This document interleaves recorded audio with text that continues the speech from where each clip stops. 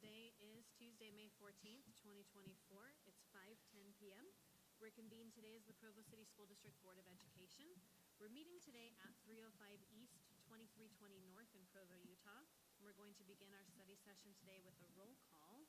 I'm Rebecca Nielsen, Board President. Jennifer Partridge, Vice President. Meg Van Wagenen, Board Member. Melanie Hall, Board Member. Max Joyner, Student Member. Will Widener, Student Member. Devin Daly, Business Administrator. Terry McCabe, Board Member. Gina Hales, Board Member. Lisa Boyce, Board Member. Wendy Dow, Superintendent. Great, thank you so much. And is there a motion to convene our study session? I move we convene our study session. Thank you so much. Motion made by Board Member Van Wagenen. Is there a second? Second. Second by Board Member Hales. We are now in our study session. Okay, we are going to begin today with item number 4. We're going to have a board handbook training today by Melanie Hall. Okay, I put this together really quick last night. Pull it up.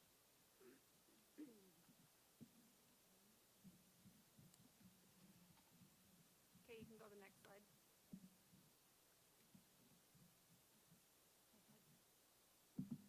Okay, so we're going to be talking about election of officers and role of president and vice president. Basically, these are policies 1107 and 1108. Next slide. So this is what policy 1107 says.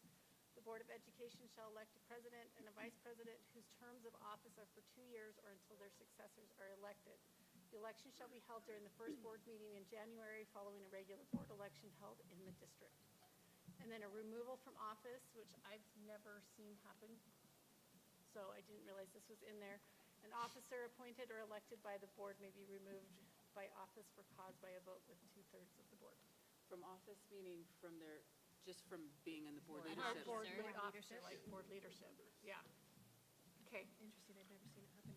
Policy 1108, the Board of Education may appoint other necessary officers who serve at the pleasure of the board. I wasn't quite sure what these other necessary officers might be. I've never seen us use this policy. I know, I think it's Canyons has several vice They had presidents. 2 vice presidents. Oh, do they? So we do have it in the policy that if we did want to do it, we could make other things. And then we also take the oath, that was part of 1108 too. All right, next slide. The role of the president and vice president. 1, manage the board's process by convening meetings and developing the board agenda with the superintendent and with the board member input and execute documents as appropriate. 2, foster unity, harmony, and open communications within the board. 3, facilitate the orientation of the new board members. 4, ensure fair airtime is provided for each board member in discussions. 5, assist the superintendent in communicating important information to the full board and keep members apprised of information exchanged with the superintendent. And last, the board leadership and superintendent should have regularly scheduled meetings to facilitate communication. And last, this is a good policy for everybody to go read. I don't want to go through the whole thing, it's pretty long, but there's a lot in there about what actually the board president does in this policy. So, and that's it. Any questions? Okay. Okay, great. Thank you so much, Melanie. We'll go ahead and move on to item number 5. We'll have policy review now, and we'll give that time to our superintendent, Wendy Dow. I don't know who's pulling up this presentation. Oh, Bonnie is. She's right behind me. She is. She is like the Wizard of Oz back there. I love it. Well said. Yeah, you're going to present slideshow. That would be great. It doesn't love you. It's trying to connect.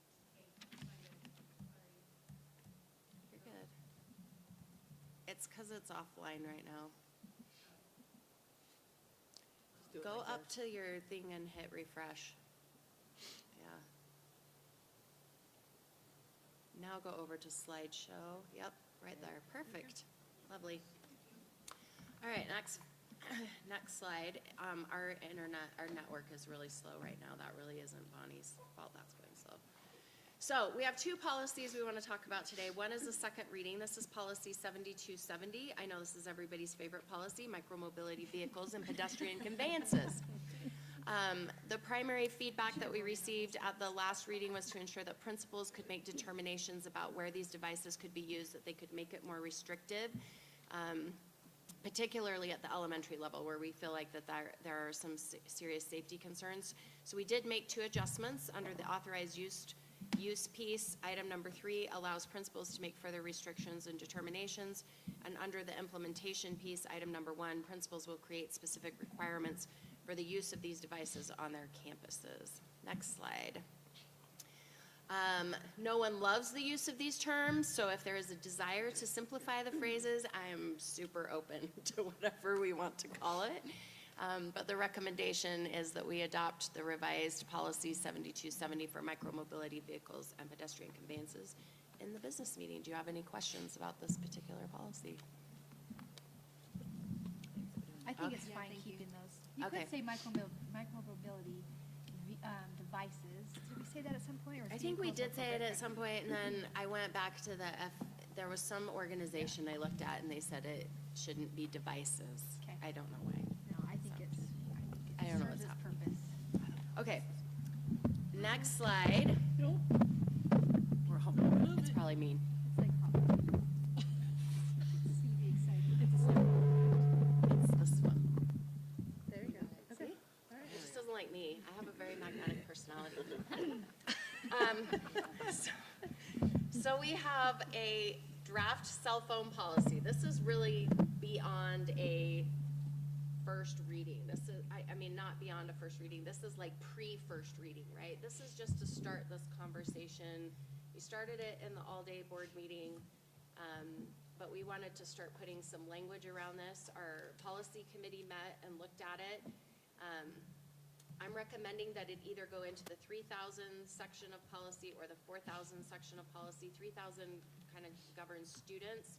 It has a lot with discipline and like dress code and those pieces, but it also fits very nicely under instruction. And since the rationale of what we're trying to do is to really help students focus with their instruction, that may be where you would like it to go. I just wanted to pose both of those as options.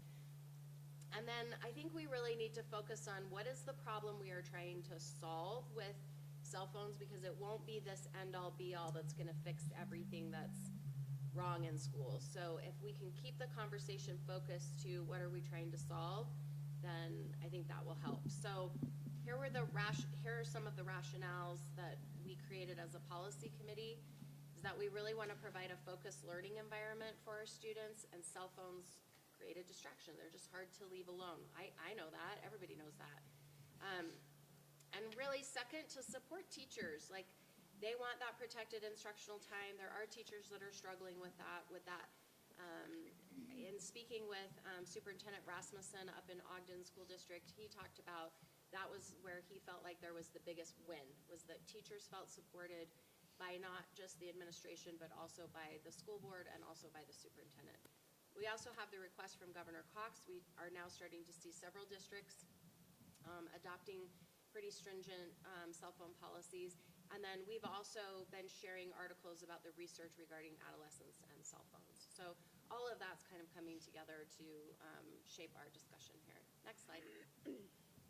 So our purpose today is to start a conversation with all stakeholders.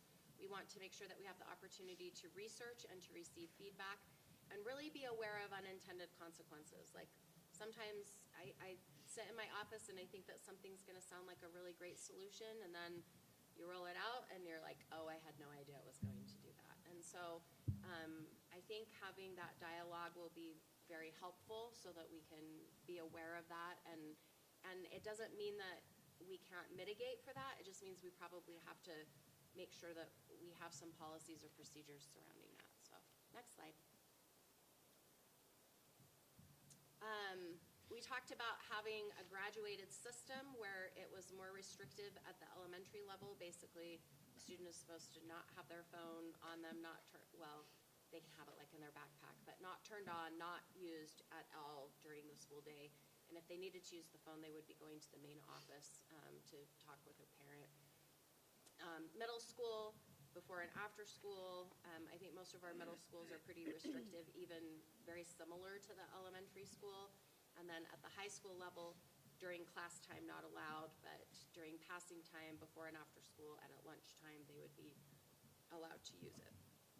And there was a graduation of consequences in the draft policy that was produced where the cell phone would get confiscated at some point, and there is a lot in there, as we've talked with others, about not putting the teacher in a position of having that, creating that struggle with the student. So there would be a way in which they could either have a device that the student locks their phone in, and then the student is responsible for carrying it around, and then at the end of the day, they could take it to the administrator, and the administrator would unlock it for them. Or you could also have it where the administrator comes and seizes the phone. It seems like that could be very problematic in terms of how much time it could take administrators, but if you give the student a device and it's locked in that device and they can't get at it, and they have to wait till the end of the day, that might be more manageable. So just some things to get some administrator feedback, especially at the high school level. But it does involve confiscating the student's cell phone. And we actually feel like, I think from our conversations, that even parents are okay with that as long as we're putting in place some cautions to make sure it doesn't get stolen or that type of thing. Next slide. We've looked at some possible model policies. Ogden High School was one of the policies we talked about. It was interesting when I talked with Superintendent Rasmussen that he said they did not roll out that same policy at Ben Lomond High School. So there's 2 high schools in that district. It was not a district-wide policy.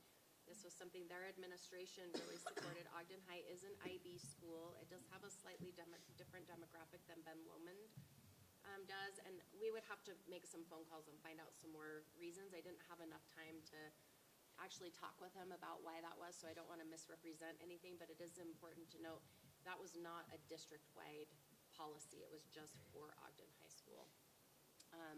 Granite School District, I think, was it Jennifer? You sent us the policy of that they just adopted one, and then Centennial Junior High and Davis School District was kind of what really started a lot of this, where it was a lot of students in the PTA that were pushing for a more stringent cell phone policy. Next slide. So what have we already learned from other districts? When I spoke with Superintendent Rasmussen, and I forwarded you the email that he sent, like, you could see the communication that went out was pretty intensive, and it was like, we're gonna communicate this out solid for 3 weeks. We're gonna have a day when it starts, and then there's kind of a week where we're a little bit more fluid, and then it officially goes into effect. And this is relatively recent because they didn't put it into effect until February.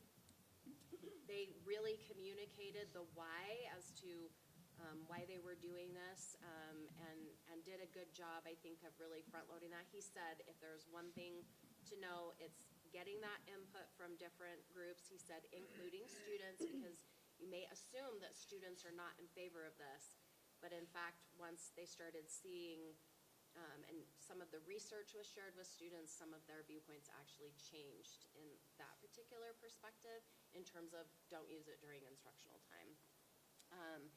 It will, he said, consume your time and your and by resources, I don't mean monetary resources, but just like human resources. It will. He said for that whole 3rd quarter, it was a lot of all that the administrators did, and it just took time. And so, so that's just something to think about in that process. But those clear systems in place, those FAQs were so helpful. Like, they had a lot of things in there about, well, what if I as a teacher feel like I would like to do this? They had a pretty clear response of, this is instructional time, we are dedicated to this, and so unless you can create a really strong argument as to how this is really going to improve student learning, then we're just not gonna approve the exceptions.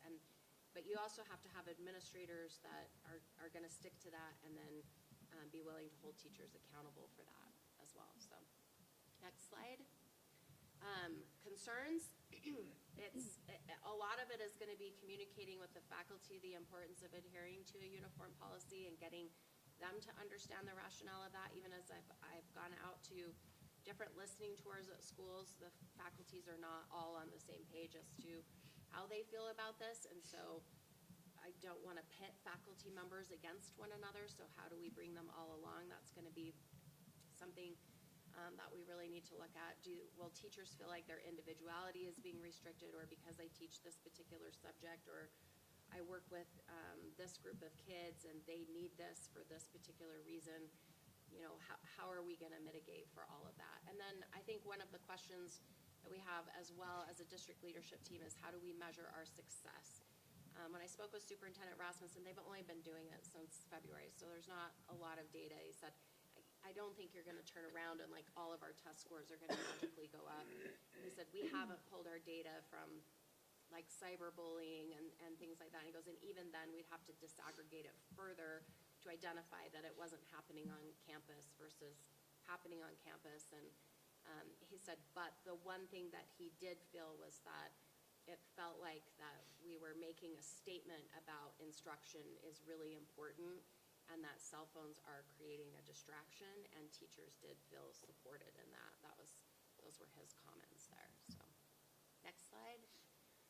So next steps, feedback from all of you. Obviously, community, student, and teacher input, probably school community councils, a student advisory council, PTAs, and develop a timeline of what that looks like. I think as we've been talking, we've become a little concerned about, I think Gina was the one that commented, like, do we need to do this so fast? Can we slow it down and make sure we do it right?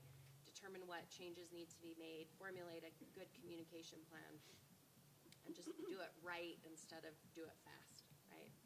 So, and then next slide, just any questions or comments, and I will furiously take notes. Okay, questions or comments for Wendy? I had a question about the micromobility. I hope I'm picking up. Oh, please. At some schools, I don't know if students, especially younger students, are riding scooters instead of bikes and non-electric scooters. And do we have enough like parking for those non-electric scooters? Because they don't fit with bike parking. What do they call them, Meg? Yes. Bike racks? Yep. Racks, yeah. And it is something in the policy where it says that they need to be parked in designated areas, so we can just work with Whichever principals on schools that, with have- schools. need those the Yep. most. We can figure that out. That's an excellent point. Thank you. Okay. One, Good luck. it's okay, I'll just talk loudly. I mean, one thing that I think, I like the idea of taking time to make sure we really do communicate thoroughly.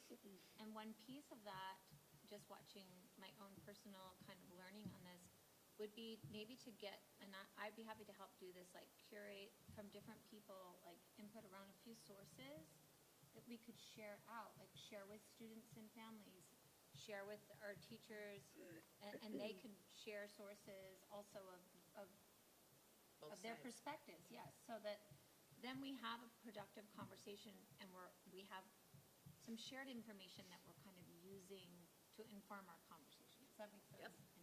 So that's That's a great idea. one thought I had. Related to that, I made a copy of the document Wendy had shared with us with some resources, and I put it in our policy committee shared drive. And then I've added, as we've kind of shared some amongst ourselves, I've added those to there. And if anyone finds more, I think that would be a good place to have that. So would you want like, almost like we could do a summary of here's what the different research is showing, and then we could figure out a way to either link that somewhere or get that information out to parents, or how are you envision, I mean, because I think it would be important to get that to them as well, because I know I always have knee-jerk reactions about these kinds of things, but then when someone can give me, oh, I didn't think about that. So I have a question.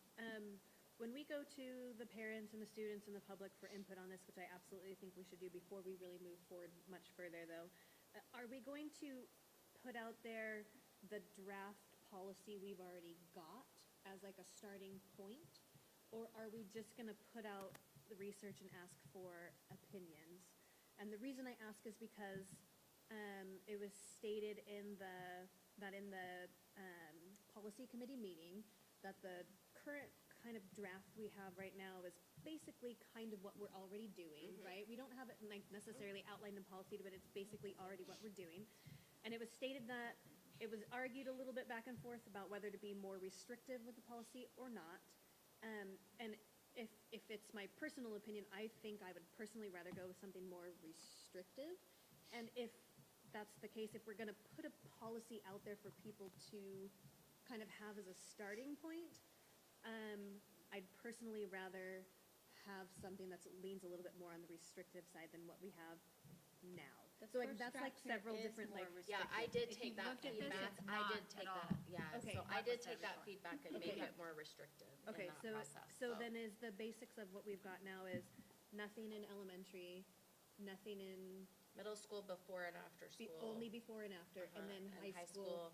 Just not during class time. Perfect. Okay, great. So I just wanted to make sure that the starting point we have, if we decide to give that to the public as what we want the feedback on, is more restrictive than what I saw. So Yeah. that's great. Okay. It is, and it's in board docs right now. Okay. So it is available to the public to I look must at have right missed now. that revision. Okay, Yeah. thank you.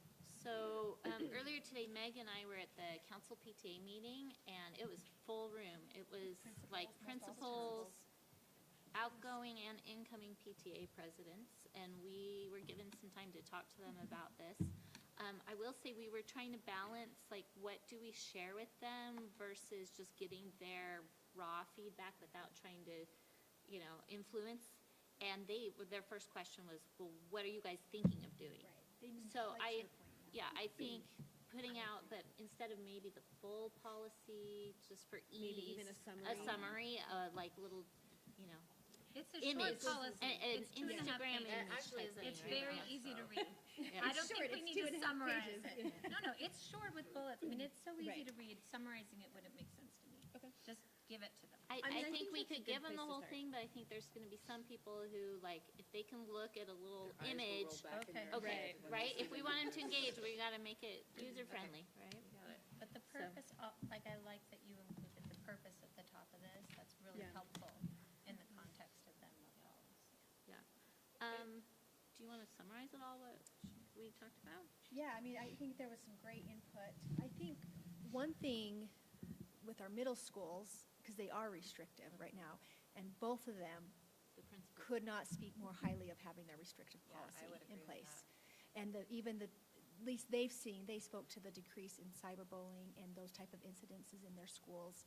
And their response was, it hasn't been that hard to implement. So I do think moving forward, if we would like to be more restrictive, we have some resources right here, our schools that are doing it, right?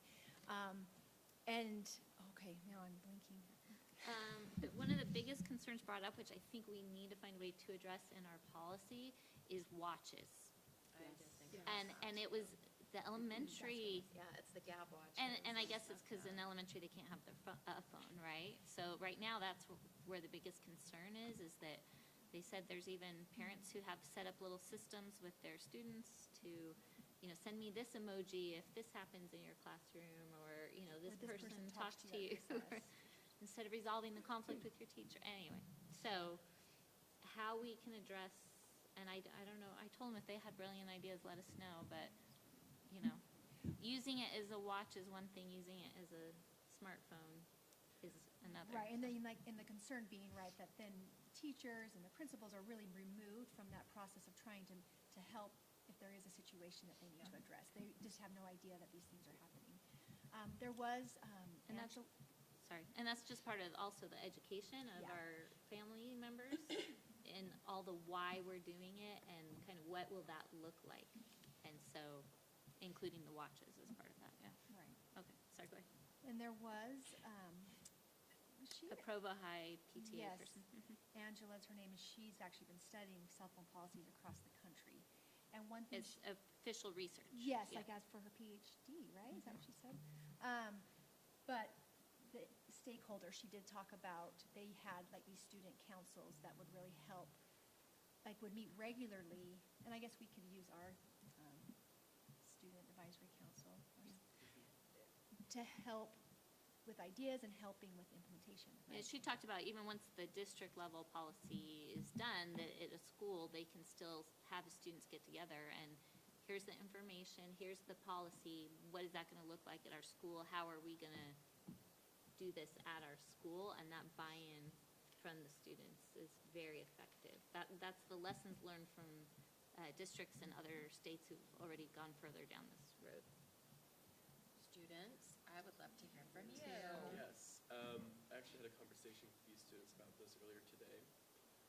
And what was really interesting was that graduating seniors actually are really supportive of a very restrictive policy. Wow, that's weird. You didn't say. Which I think, yeah, they're no longer in the game, but that could be indicative that, like, my personal opinion is I've had classes where absolutely no phone use is allowed, and generally I'm able to get more from those classes than from classes where I do have a phone. So, like, there is a real element there of having no phones is good for us, but it's also we don't want to give up our phones. So if you find a way to convince us that that is the best way. Yeah, to see the benefits is really what is important, like, along the lines of, like, seeing results from, like, other, like, other districts and stuff, being able to have that. And, I think if we are able to broadcast that, show students that that's what can happen, show success with that. We talked a lot about it in the Student Advisory Council as well, like, we heard from even like, the Dixon students, and they said, like, I think they were supportive of it for the most part, like, yeah, but Wendy was there too, and, like, they get their work done, and, it doesn't bother them a whole lot. So I think being strict about it is a really good thing. I would guess consistency helps in a sense, versus if you're trying to guess, is this where I get to check my phone? Or, if you just know your phone during instruction time, like the learning environment needs to be distraction-free, that might help over time. I do think that we need to have, and maybe this is already stated, but when she was talking about Ogden, they have 2 different policies in the 2 schools. I don't want to do that here. I want to have one policy for the whole district. I just feel like that will create problems if we don't. Yeah, that was actually one of my questions, because in this policy, it says each school will create their own policy based on these guidelines. And I just wanted to go, why, what's the point of this policy if they each get to do their own? And that's been removed from this draft, right? I don't No, remember. it wasn't. I think it I still don't- it says still it on says there, it. but I think if we made it more prescriptive, so it's like a little bit harder to get. So lines 42 and 43 says each individual school shall develop a cell phone policy using the following guidelines. I think the biggest, The guidelines are pretty straightforward. the biggest concern that you could see happening is if you have this school who decides that this list of uses is acceptable for cell phone use, and then a teacher at this school presents the same information and that administration says, no, you can't. I think that, to your point, Melanie, that creates some inconsistencies there and can create some frustrations. So, Going along with what these 2 brought up today and what Lisa brought up with getting information to parents and our stakeholders, if we could get testimonials out to the stakeholders from the 2 principals, I mean, that would be good information for them to help with that. That was helpful to hear today.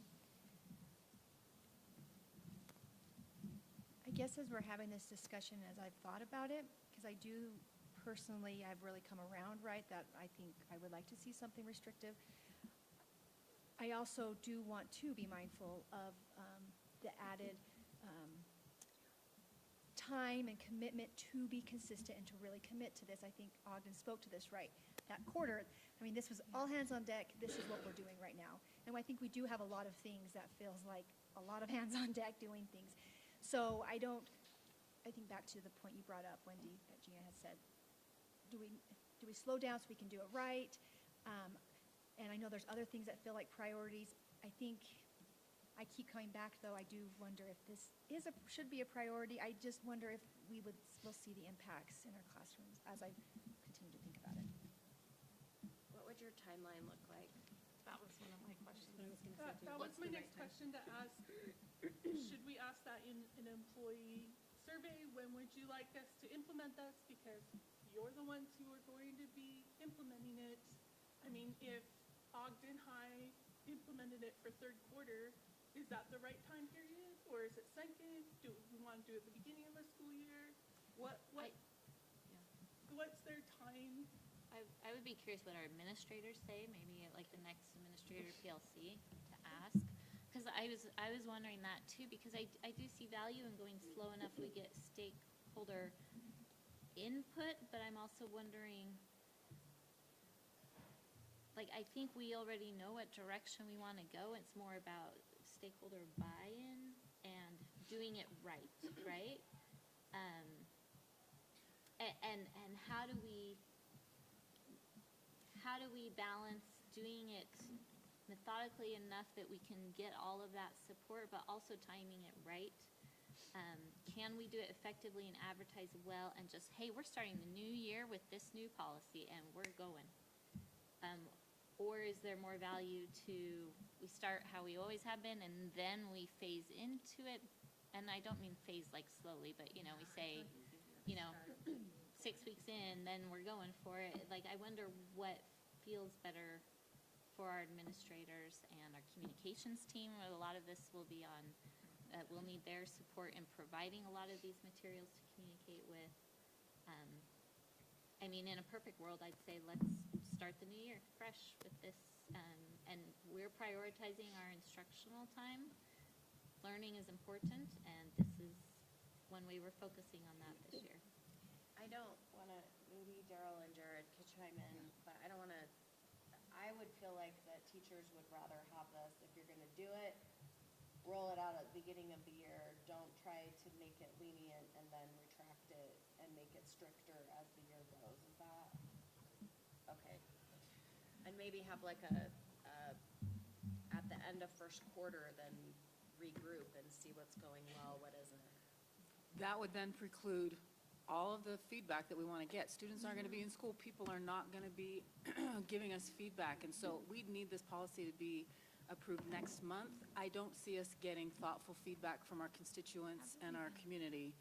We have not officially. We've asked our friends. Right, we've been asking our friends. We've been asking on social media, but we have not put it out there. I am very uncomfortable with us doing this without, and that was one of the things Ogden said was important, with getting that stakeholder feedback. And so I guess our question is it more important to get the feedback, or is it more important for us to roll it out at the beginning of the year? So that's the question we need to figure out. Don't we get the feedback by reading through a draft and then getting feedback officially from a drafter? I think this requires more.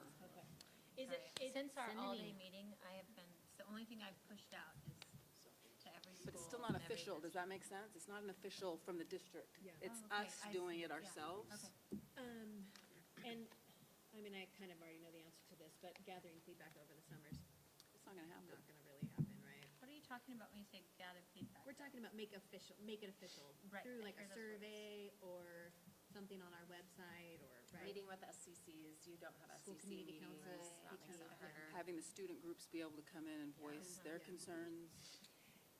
I think it'd be really hard to start lenient and then suddenly. I agree that ideal is starting at the beginning of the school year, for sure.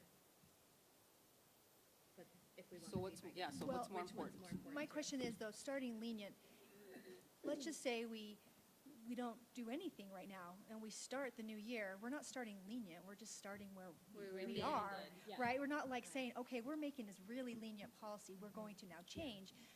I wonder if we start, we're starting the conversation, but part of that conversation, looking at like Ogden's model, it does sound like there were some conversations, or even rolling out the why, kind of all that stuff. Does that happen at the beginning of the year? Like, with a known commitment that we will be rolling out our policy, but these things are happening first, which includes feedback. This is really raw. This maybe isn't even making sense, but I don't think we're starting lenient and if we aren't passing a policy yet. We are just starting, we're still at the same place where we are. Right, and I do think the beginning, well, I guess if it's easier to roll at the beginning of the year, but there's a lot Could we happening ask too. for feedback between now and the end of June, and then in August, start the conversation back up, and however much time it takes to get it right, it Oh, takes. And then, once we're ready with something, we implement You mean it. start it now and then? But just start yeah. the official conversation now, and, because people know this is on the docket. It was in our all-day board meeting that we had a conversation conversation about this in March. So it feels like we should continue that momentum of hearing from people and make it an official thing that we're asking people to weigh in on, you know? 'Cause- I think people checked out over the summer. People are checked out already. I mean, we have, Sure, but if we graduation is haven't next heard week, right? enough And I back think that, by the end of, if you haven't heard anything back, then we just keep asking again. But I mean, I think starting that official gathering of like, please, we want your feedback, we want to hear from people what your thoughts are, now makes sense to me, even if we protract that. I think it's conversation. wise to inform everybody that this conversation is happening, because even though we've been talking about it, not everyone pays attention to what Right, happens in right. our board meeting or watches the weekly updates or things like that, right? So if there's an official communication that puts it out there, I think people need to see it multiple times. We start now and then we That's what I'm keep saying, following start it up. now. Yeah. And I agree with that. My one question is capacity.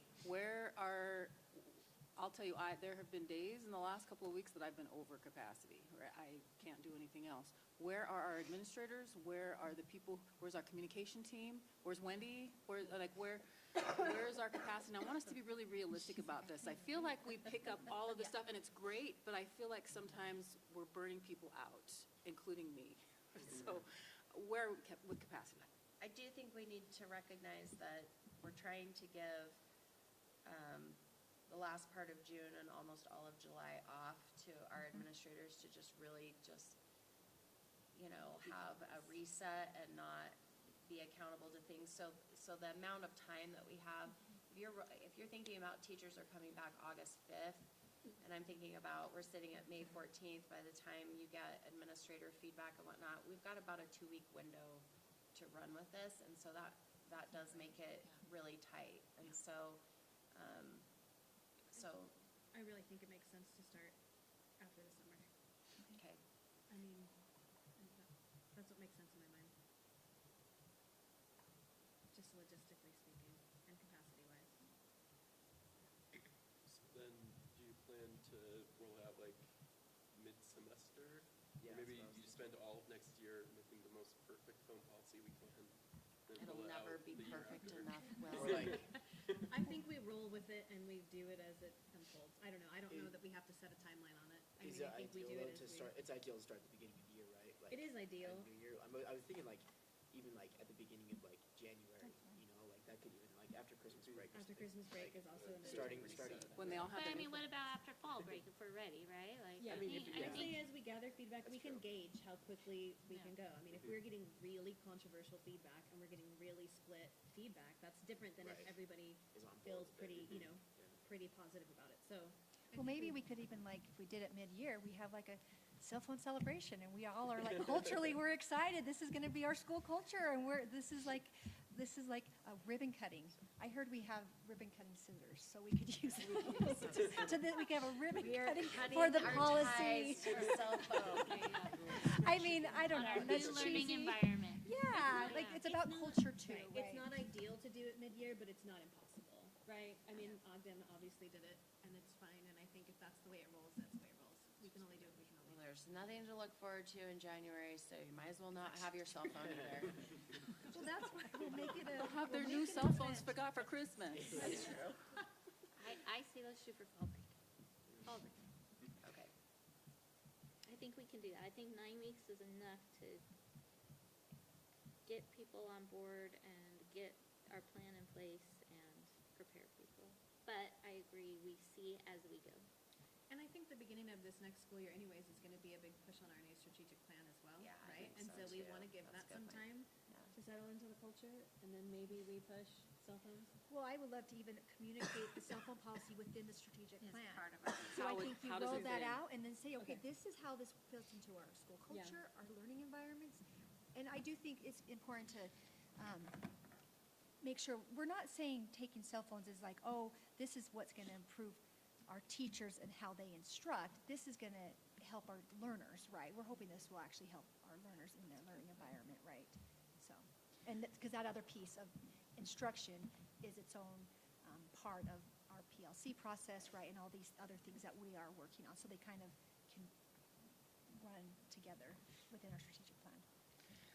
And I, this is for future stuff, as we do the messaging. I would prefer if the way we message it isn't, this is what the governor has asked us to do. I think the messaging needs to be around instruction, right? Instruction and what's best Classroom for. environment, Yeah, learning classroom environment and learning environment. Like, I think it's fine that the governor asked for that, but if our reasoning is going to be because the governor told us that, for me, I don't know if that's adequate. It needs to be because this is what's best for students. This is what's best for school and for students. So something for us to think about as we're thinking about I messaging. loved how Ogden, I think it was in their actual policy, had like a full page of The here are benefits. all the benefits, right? And I think that's fantastic that we focus on all of that. And as Max said earlier, we teach that to the students, we teach that to the parents. This is the why I think we're gonna get the majority of people, even if they might be reluctant, because it's a change, and change is hard for all of us. Like, we have to adapt how we're gonna communicate with our kids in the middle of the day. We're not. Like, we can wait. You know, I think knowing the benefits makes that change more manageable, and people can get behind it.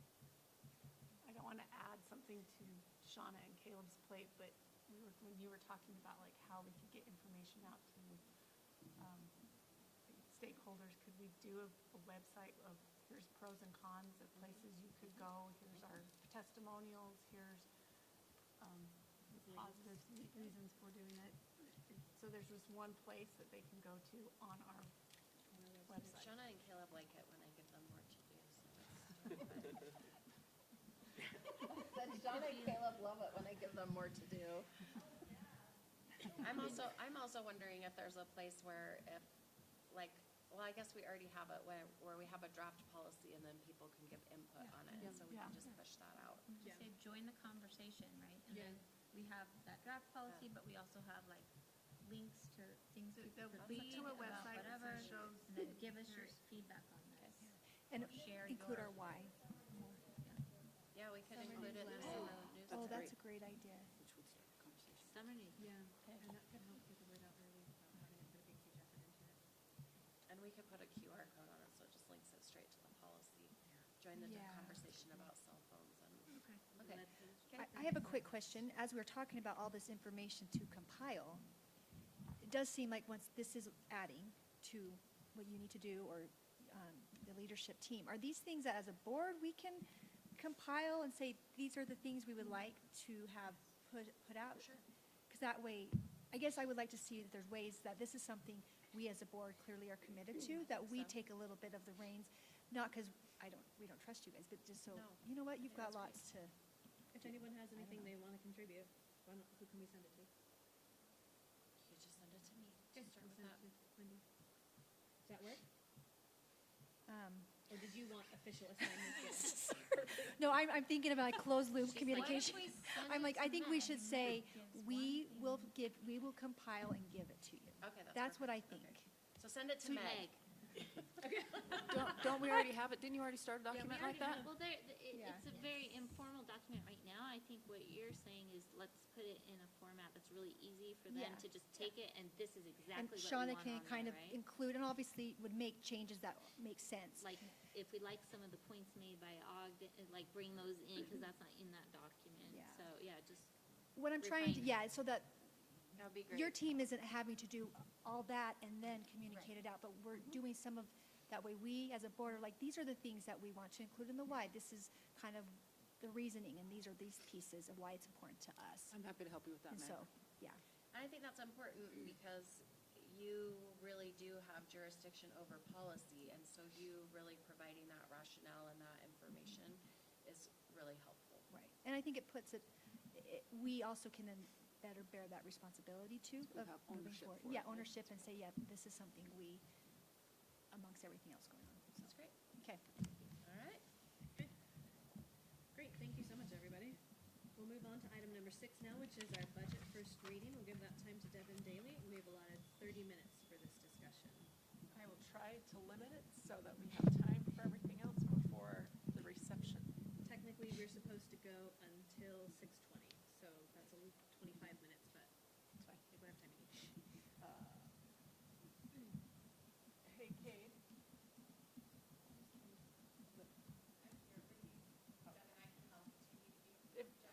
Well, I just need to cast it, but it's not giving me the option. Correct, but when I hit my cast, nothing comes up. That device only supports Apple TVs or Mac devices, unfortunately. If you would just convert to the Mac, Nope, we would have nope. no problem. We'll with just this. send it to someone else and they can, Do you want to send it to me? Bonnie Bonnie's got it. Bonnie will do it. I will send it to Bonnie and she can do it. It's worth not going with Mac. Woman behind the curtain. My family would agree. So I'm going to start off as I'm going through this with the state and the county. I think this is probably the latest we've ever gotten quite a bit of our information. So this is going to be a pretty high level. Thank you. A high level presentation so you can see kind of where we are. So what our requirements are is to do a amended budget for FY24. So it is what we get as our best guess of what will happen for FY24, and then we have the tentative FY25 budget. I sent it to you. Well, our internet's really slow. And it's been slow for days. It's fixed now. It's because they're all on Macs. Oh,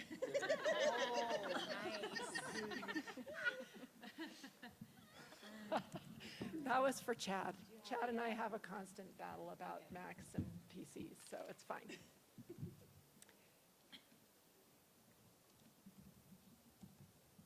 Has it come yet? Sweet. Would it be easier if I stood and pointed, or do you want me to? It'd be easier if you stood and pointed, and you pick up, and you have to hold the microphone. It's gotta be a whole thing.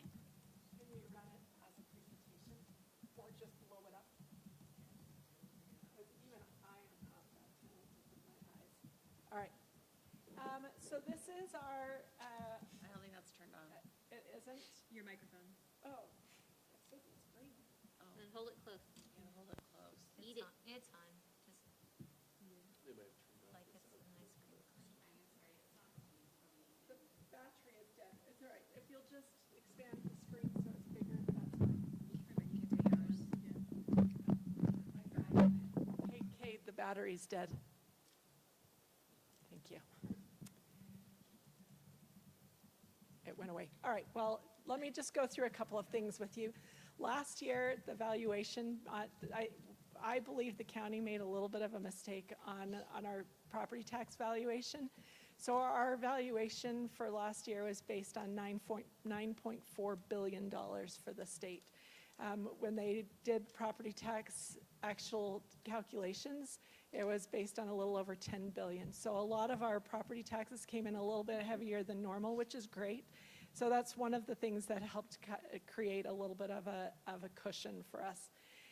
So I went off of the new valuation. I don't have the exact valuation yet because the county is still working through it. But our initial one, you can go to the first. Under slideshow. And then just play from start. And then go to your second one. Yep. So right now, this is what our property taxes, our rate, it's actually dropping a little bit based on the valuation that they've given, the preliminary valuation that they've given us so far. So most people should, depending on what their valuations are, just like what we've talked about in our community meetings, if their valuation has gone down a little bit, their property taxes will go down. If they've gone up, it still could go up regardless of our lower property tax rates. Now that again is not final, and our state rate, they actually increased quite a bit. Well, not quite a bit, but 0.007. And so that actually will generate just a little bit more, but again, I don't know exactly what that number is quite yet. So let's go to the next one. So this gives us a basic amount of what the rates would be. so the first three are our general fund, then we have the charter school levy, which they levy against our taxes for all the charter schools, capital outlay, and then our general obligation debt. And you'll see our general obligation debt actually goes down a little bit, even though our payments are going up. And again, that's because of the higher valuations that the county came up with this year than last year. So let's keep going. We're going to speed through it. So with that rate, the actual amount per $100,000 would be $390. So I'm going to give this a little bit of a caveat, because after the community meetings, I had a community member reach out and tell me my calculations were wrong. So when you do $100,000, when you take your home value and it's $500,000, you're gonna, if it's your first home that is an owner-occupied home, you're gonna multiply that value by 55% and then apply the rate. So a residential exemption is 55%, well, it's a 45% exemption, so homeowners only have to pay for 55%. Now, if that is, if it's a second home or a rental or something, then they don't live there, then those property taxes are at the 100% rate. So this is based on the 55%. So for every $100,000 valuation, this is a breakdown of what that would be. So let's keep going. So, and then we'll go back to the interest. So when you look at our interest rates, and this is not a perfect example of where the interest rates were, but you can see in FY07, we actually had a pretty good rate, but we didn't have a lot of cash balance. And I could go into the history of all of that, but that is not super exciting. And so you can see that our rates and our collections have gone up significantly. Now, that is a very volatile figure, that if the Fed decides to cut it a whole percent, this would drop significantly based on that percent.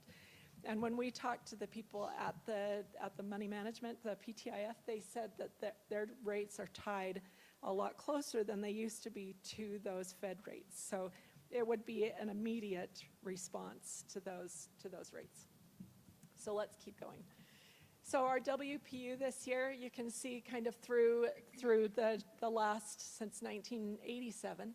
And then this year we have a $4,494 WPU, which represents a 5% increase, which is not a lot. It's more than some years, but not as much as what we were hoping to be able to manage a lot of the inflationary issues. So let's keep going. So this is our enrollment history since 2004. So you can see our enrollment back in 2004 is really similar to where we are today. And so these spikes here are really e-school, and that is pretty much the only reason. There haven't been a lot of move-ins, other than you have the move-ins and the move-outs. So, but our enrollment from years ago is still pretty stagnant. But our elementary enrollment is less. So you can see back in 2018-19, our elementary enrollment was 9,287, and now it's 6,766.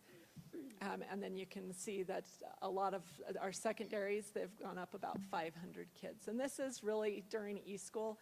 So what I really need to do is take this back a couple more years so you can see what it was like. But it is a pretty stark comparison.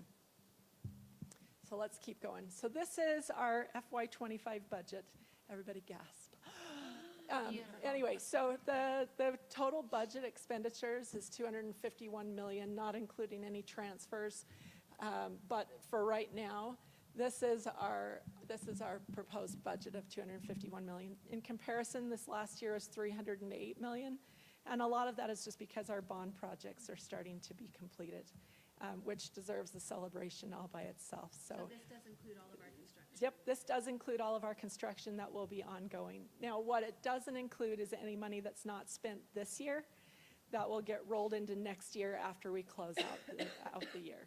And you can see in our general fund, one of our legal requirements when we're budgeting is that we either budget our revenue and expenses equal, so you can't overspend unless you're using fund balance. So I could budget the whole thing, but since we're using carryover from the prior year for some of the things that we've talked about for for negotiations and so on, that will go on the budget once we get the October 1 adjustments from the state.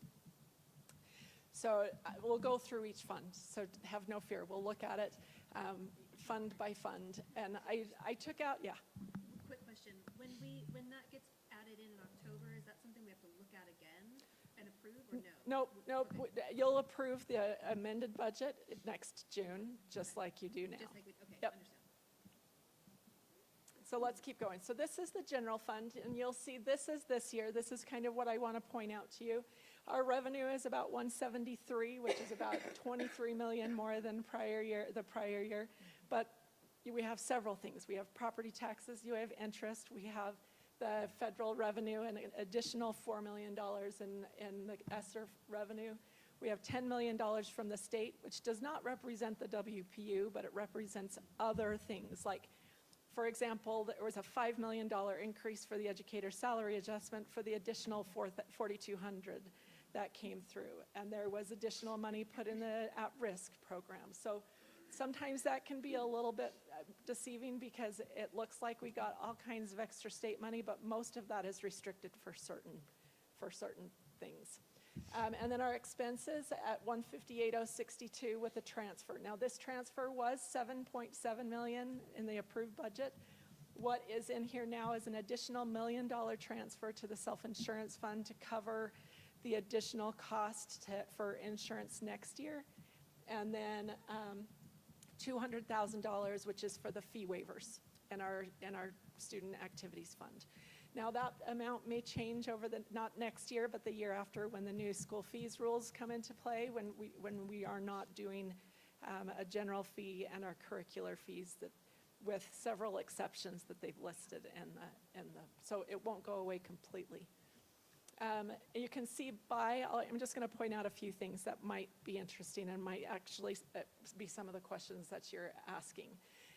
So school administration, you'll see school administration is going to go up about 800,000. That's all our extra, our assistant principals at the elementary schools and the additional assistant principals at the high schools and middle schools.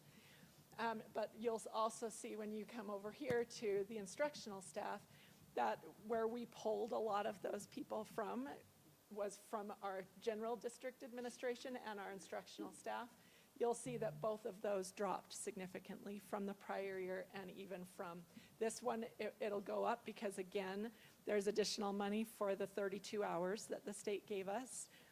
There's additional coaches in the schools. So the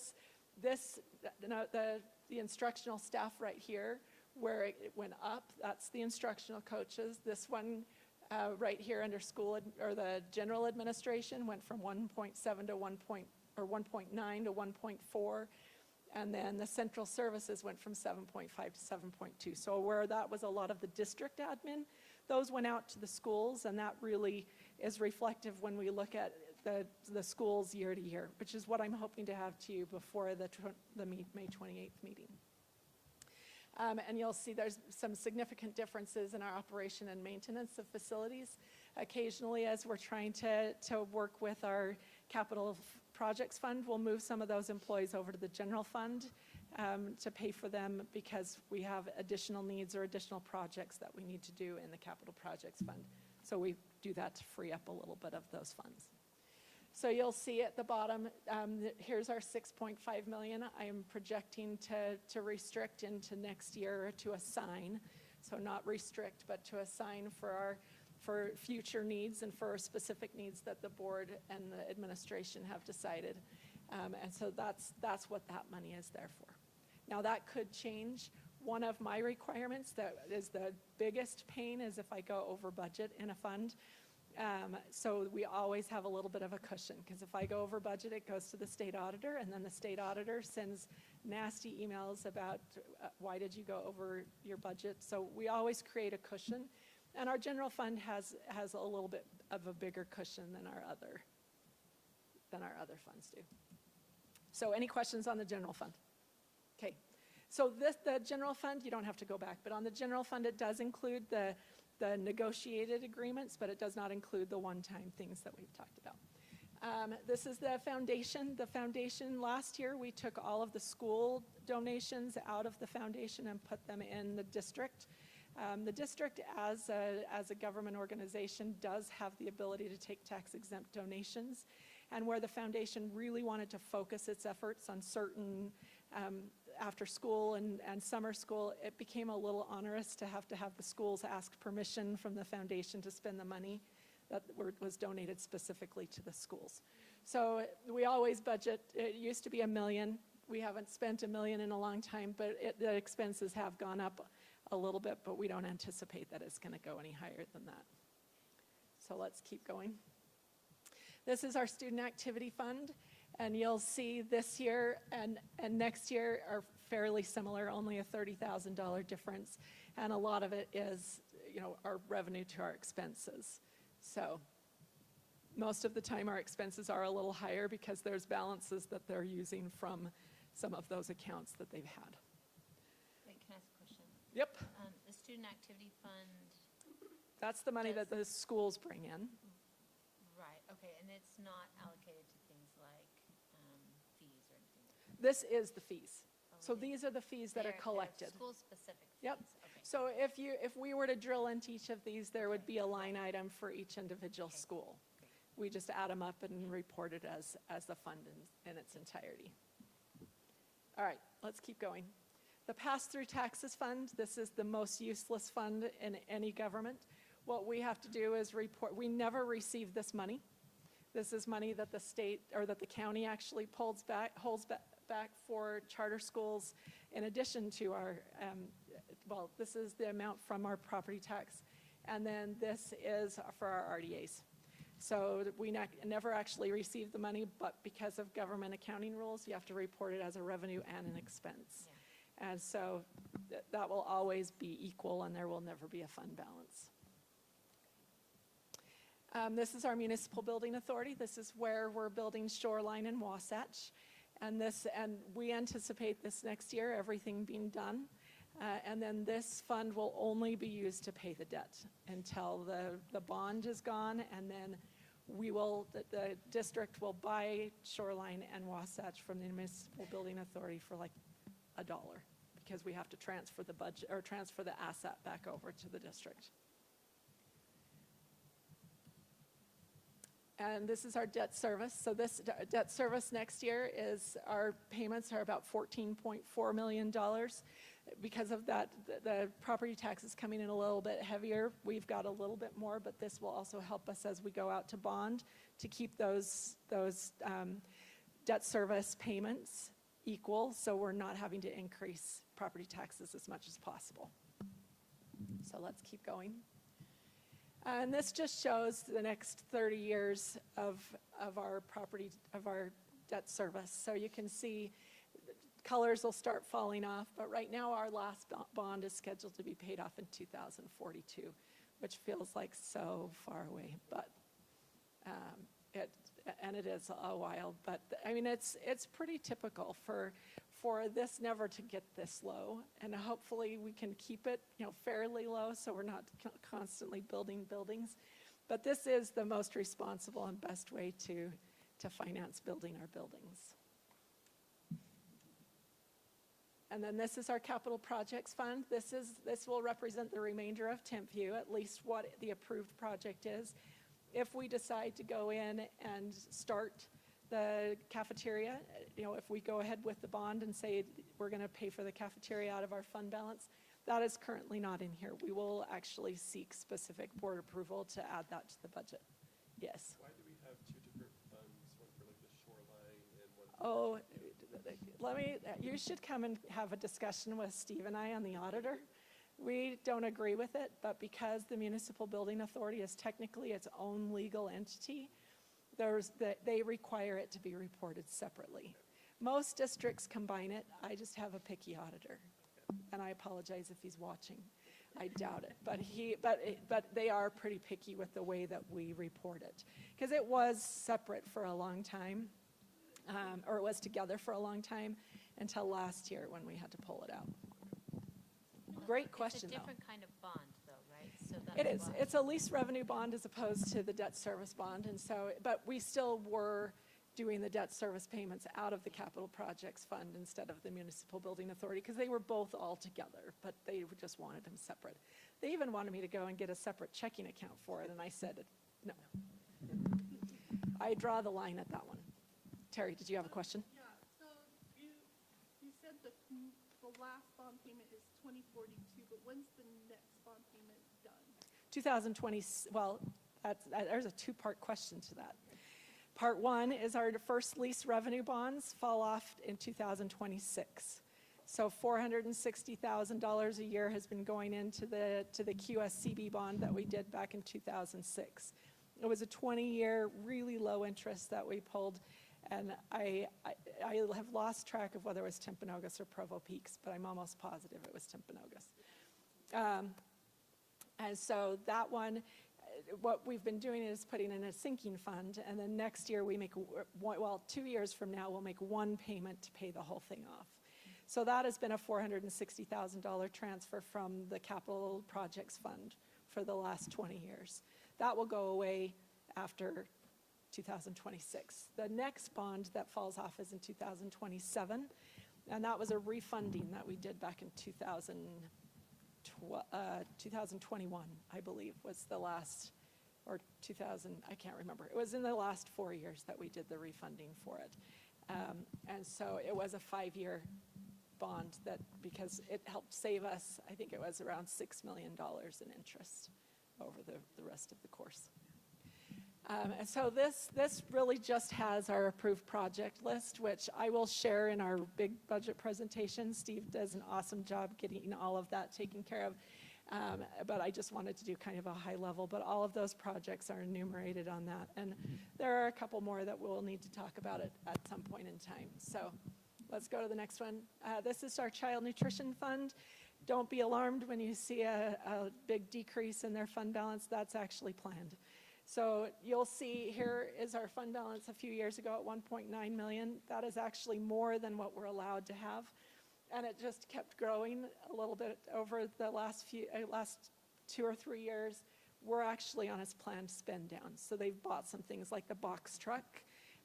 They've done some supplies. They've done a dishwasher. They're doing the shoreline lunch tables and Wasatch lunch tables. So a lot of that will be coming out of that balance, so that the state will give us a smiley face on our next audit. And it got higher because of some of the things that Yep, happened COVID. with COVID. Mhm.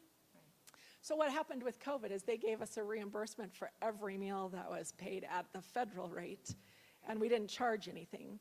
But the federal rate is a little bit higher than what we can charge for our families. They give us a little bit over I think it's a little over $4 per lunch, and we charge $2.25. So everyone was reimbursed at that higher rate, and we just couldn't find people to work. It was really hard. So our expenses were down, our revenue was up, and it was a perfect storm for adding money to the fund balance. And then, our self-insurance fund, our insurance rates went up 11.5% this year is what we're trending right now. Some of that will be covered by the transfer in that we're doing for this year.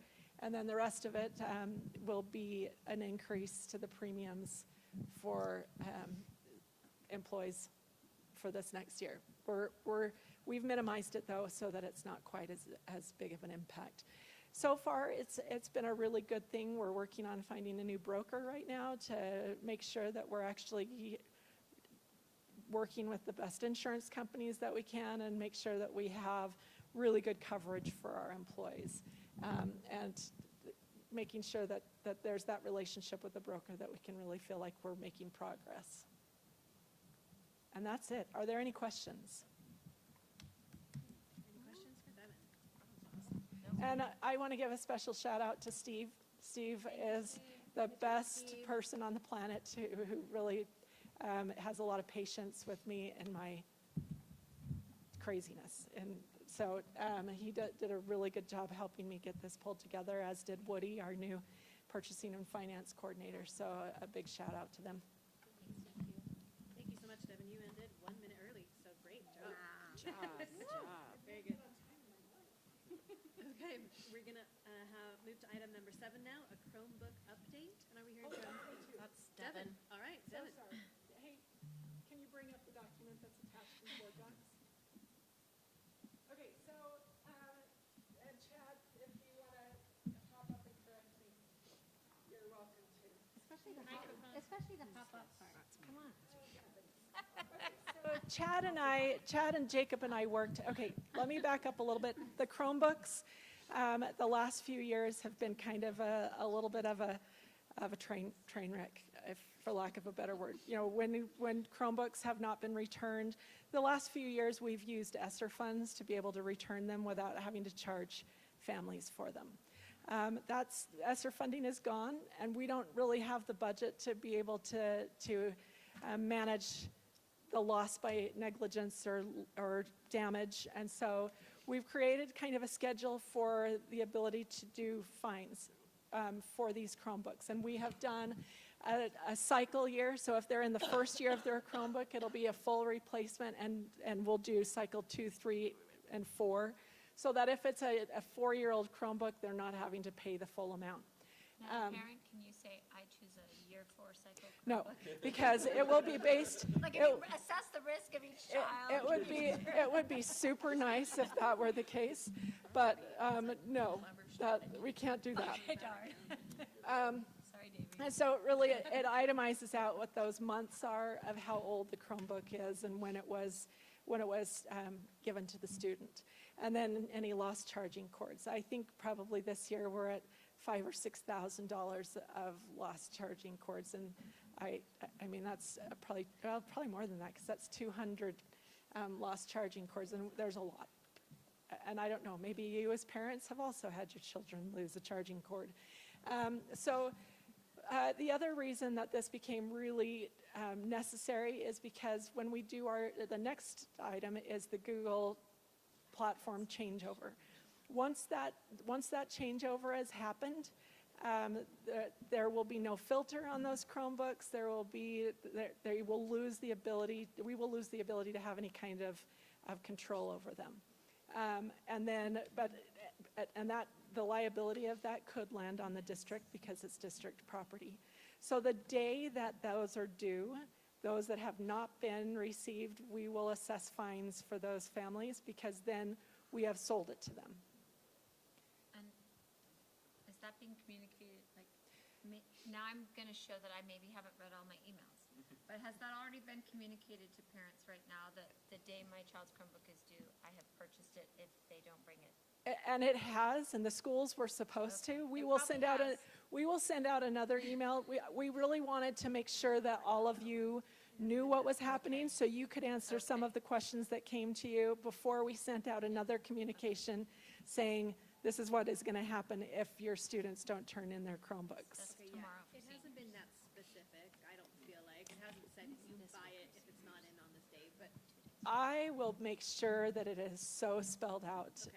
Caleb and I will work together on, I hate the word, but wordsmithing the email to make sure that it is specific enough, but making sure that they understand what the reasoning is. I think too, we were trying to set up the information about the Google switch over first to make sure that students were all transferring their data. That was the priority. So we had emails that went to parents and then the emails that went to students, and we're starting to see that transfer happen. We didn't want to send out fines for Chromebooks before we got this in front of you, because you're going to get those phone calls from parents, and we wanted to make sure that you understood that. So now we'll start messaging it as, by the way, if you don't turn in your Chromebook, this fine will be assessed, and this is what it indicates. So. Correct. So we will do we'll get that email sent out so that they understand what the ramifications will be if they don't turn them in, especially the Chromebook and the charger itself. So make sure you guys turn in your Chromebooks before you graduate. They're due this week. Well, then make sure you bring your $30 to the office. So the tech department and I have worked on a process. So each month, we will do this monthly starting this next year, where they will provide a list to the secretaries of which students and devices need to be fined, so that we can do it all throughout the year rather than just at the end. So if they come in with a Chromebook charger in their, or or a Chromebook without a charger and they have to hand them a charger, they can do that fine right then. They'll have to, during the year, they'll have to pay for the Chromebook fine before they can be issued another one. They can be given a loaner during class, but they will not be issued a new Chromebook to take home until that fine has been paid. But they will still have the ability to do their homework at school, yes. And could a family opt to just have a loaner during the day and not check out a Chromebook?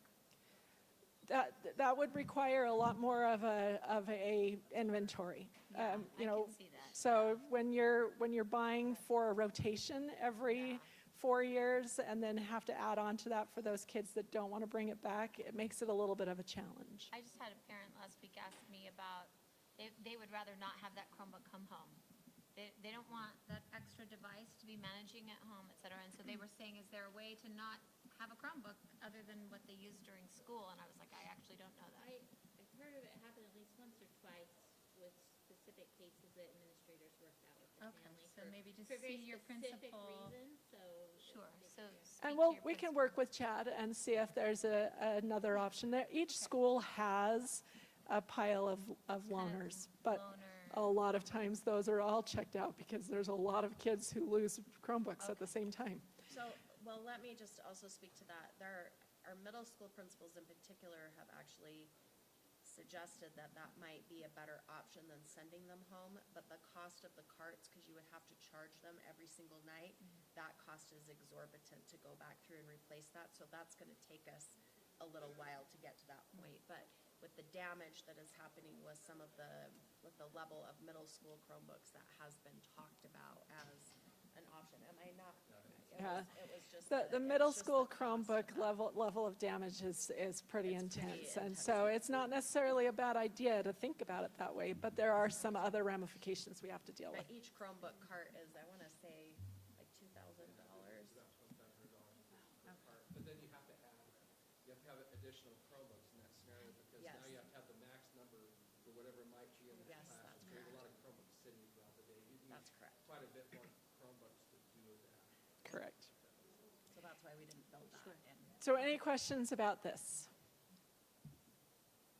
Okay, then we'll segue right into the Google.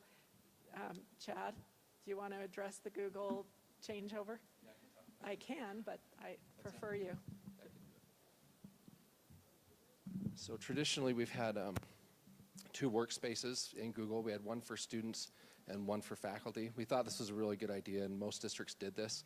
But now we're finding that a lot of our app vendors are saying, hey, we don't want to support 2 different domains or workspaces. So basically what we're doing is we're combining the workspaces. We're moving the students over to the other workspace and making it a little bit larger. So this will it doesn't really affect the teachers much, because they don't have all of their data stored in the workspace that we're moving the students to. But the student workspace, they have to move all their data. So they have to save it to their own accounts, and then if they want to, they can put it back on later. But we're finding too, a lot of districts didn't even offer that option to the students, and only a few of them even downloaded the stuff. Or they tell them they can do it, but very few do it. I mean, less than 10% even transfer their data. So a lot of the data that's stored in the workspace right now is, just sitting there, not doing anything. So it's kind of a waste of space.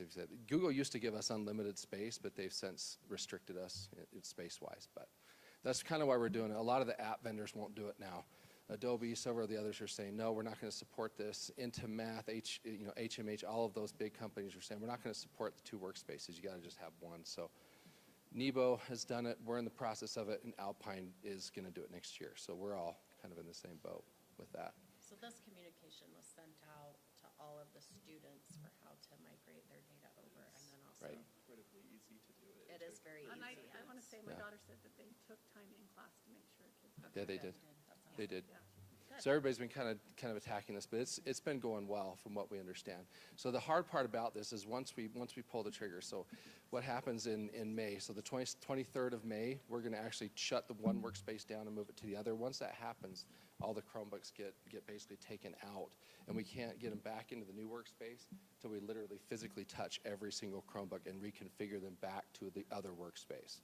And in that time frame, those Chromebooks are just kind of lingering. It's like you went and bought it at Best Buy, It just kind of is out there, which is why we talked about the fines.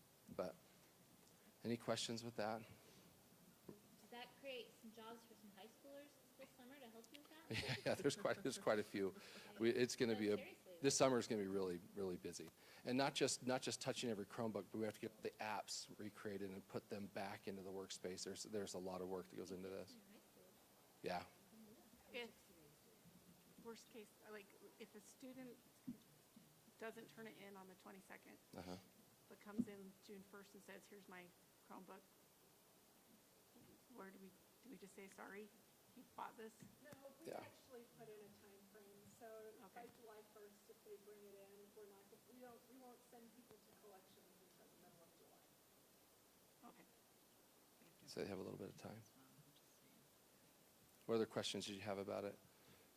I wish we didn't have to do it, and luckily it's a one-time thing, you know. Once we're done with it this summer, we'll be good.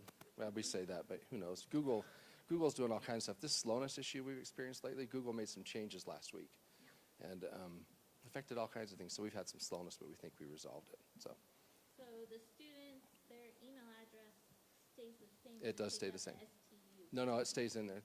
They maintain the same email The very addresses. same. Yeah, there's a lot of confusion in that. Like, even I was confused at first, you know, until my staff's like, no, the STU stays. It just moves over to the new workspace. But we have to recreate all of those accounts. We have to delete those accounts here and recreate them in the new workspace. But they'll still be stu.provo.edu email accounts. Any further questions? I had that same question. I emailed JP about that today. Yeah. Yep. So, Okay. all right. Thank Thank you you. so much, All right, item number 9, we have a land trust plan amendment for Provo Peaks. Jared's right there. Yeah, you do. You need to stand on the, your right side of the TV. Yeah, right there. Our left. You have in board docs a proposed amendment from Provo Peaks. Principal Burge and his school community council have submitted this. It's a minor change. In the original expense in their budget, they had desired to pay for an additional FTE, a teacher at the school.